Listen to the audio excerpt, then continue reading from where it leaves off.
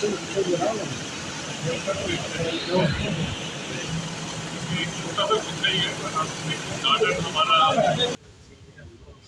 गिनाऊंगी sir समय भी sir.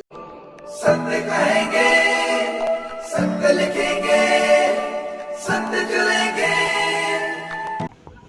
ये चंडीगढ़ की, जैसा आप सब जानते हैं कि हमारे विभाग और हमारे मंत्रालय की दृष्टि से एक बड़ा ही महत्वपूर्ण केंद्र है। शोध का केंद्र भी है, शिक्षा का केंद्र भी है। यहाँ पर अनेकों ऐसे संस्थान हैं जो अलग अलग तरह के शोध को डेडिकेटेड हैं और अपने आप में महारत रखते हैं, एक्सपर्टाइज रखते हैं।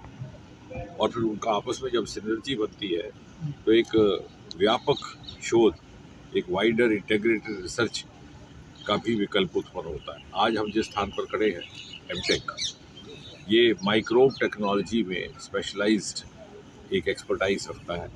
यही वो संस्थान है जहाँ से स्ट्रिप्टोकाइनेस इंडिजिनस की इजाद हुई। एक नॉन इन्वेसिव तरीके के साथ किस तरह से ब्लड क्लॉट्स का चिकित्सा जगत में उपयोग किया जा सकता है, ब्लड क्लॉट को न्यूट्रलाइज करने में जो हमारी स्ट्रोक्स होती है, चाहे ब्रेन स्ट्रोक चाहे हार्ट स्ट्रोक।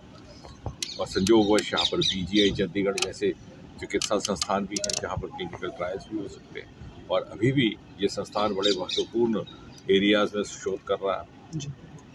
प्लांट जीनोम्स को लेकर के, बायो टेक्नोलॉजी रिलेटेड रिसर्च को लेकर के। साथ ही हमारा दूसरा संस्थान है SOI का, CSOI, जहाँ पर के instrument developments indigenous cost effective.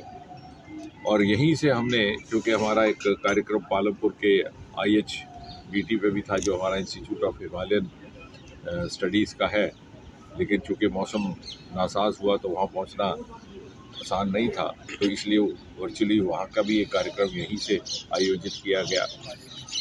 और वो इंस्टीट्यूट भी जो कि हमारा आने वाले समय में, जब हम विकसित भारत की बात करते हैं, जब हम 5 ट्रिलियन इकॉनमी की बात करते हैं, तो हमारे वो सेक्टर, वो रिसोर्सेज और वो साधन जो पूरी तरह से शायद एक्सप्लॉइट नहीं किए गए, तराशे नहीं गए, उनको पूरी तरह से इस्तेमाल में ला करके, एक्सप्लॉइट में ला करके हमारी इकॉनमी में वैल्यू एडिशन होगी। और उसमें हिमालयन क्षेत्रों का एक विशेष योगदान रहेगा, क्योंकि पिछली सरकारों ने उस तरह की कभी प्राथमिकता नहीं दी जो प्रधानमंत्री मोदी जी के आने के बाद। और हमारा वो संस्थान भी हींग में काम कर रहा है। ले बेरी, जो एक बार प्रधानमंत्री जब लद्दाख गए थे तो उसका उल्लेख किया था, उसको भी विकसित करके औषधि का एक तत्व के तौर पर उसको लोगों के बीच में लाने का काम उसी संस्थान से हो रहा है। चाय को लेकर के, टी को लेकर के, फ्लोरिकल्चर को लेकर के। और आपको जानकर के खुशी होगी कि ट्यूलिप भी वहीं विकसित किया जा रहा है, जो कि एक ऐसा फूल है जो एक ख़ास, एक मखसूस मौसम में पाया जाता है। लेकिन आज आधुनिक तकनीकों के माध्यम से हमारे CSIR के भिन्न भिन्न संस्थान इस काम में भी लगे हैं। जैसे कि हमारे लखनऊ के एक संस्थान ने 108 पत्ती का एक कमल का फूल डेवलप किया, जिसका जिक्र कौन बड़े करोड़पति में भी आया। और इसी प्रकार से ट्यूलिप का यहाँ से जो इजाद करने का काम रहा है, उसने देश भर को चकित भी किया। राम मंदिर में भी उसको अर्पित करने का काम किया जाता है। तो कुल मिलाकर के मोदी जी ने जिस प्रकार से प्राथमिकता भी दी है, सहयोग भी दिया है और विज्ञान संबंधी शोध और नवाचार को प्रोत्साहन दिया है, उसका ये परिणाम है कि आज हमारे ये सारे के सारे संस्थान भारत की मुख्य धारा को में एक विकास की यात्रा का एक हिस्सा बन चुके हैं। और किस प्रकार से शोध के द्वारा न केवल अर्थव्यवस्था में वृद्धि हो, बल्कि एक आम नागरिक के जीवन में सरलता आए, उसके लिए भी प्रयासग्रस्त है।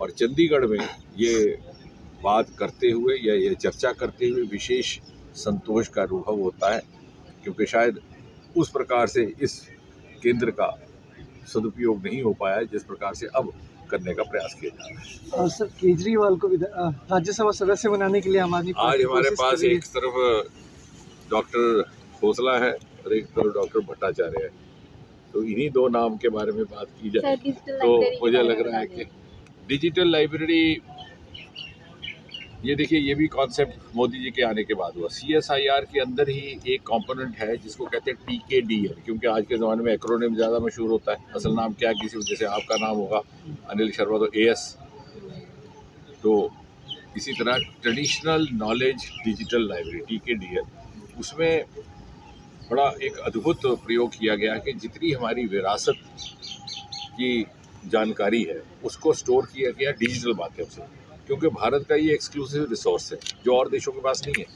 और आज हम इस स्थिति में है कि कटिंग एज टेक्नोलॉजी, जो बिल्कुल आधुनिक टेक्नोलॉजी है, उसका उपयोग करने की भी हम क्षमता रखते हैं, और साथ ही साथ हम उसको जोड़ दें हमारे प्राचीन जो हमारी विरासत का नॉलेज, जैसे मोदी जी कहते हैं विरासत भी और विकास भी, और उसका मिश्रण।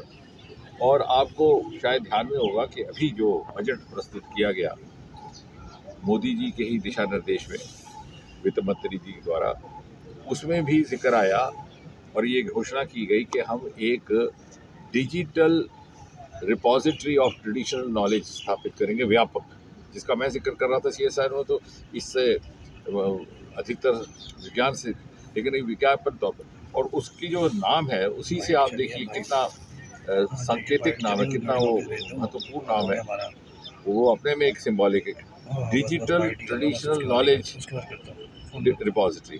यानी ट्रेडिशनल नॉलेज को इकट्ठा किया जाएगा एक जगह पे, लेकिन इकट्ठा करने का तरीका डिजिटल होगा। यानी उसमें भी हम आधुनिकता को अपनी प्राचीन विरासत के साथ जोड़ने का प्रयास करें।